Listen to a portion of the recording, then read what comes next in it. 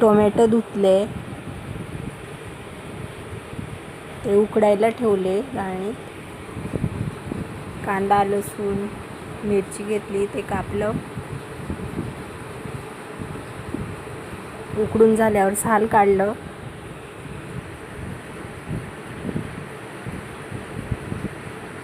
परत कढईत तेल टाकलं,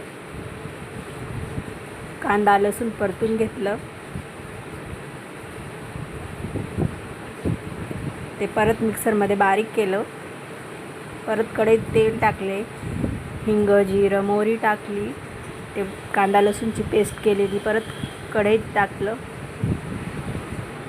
परत मिक्सरमध्ये ते टोमॅटो बारीक करून घेतले. परत ते परतून घेतले. नंतर थोडा गूळ टाकला, मीठ टाकलं. झाली आपली टोमॅटोची चटणी.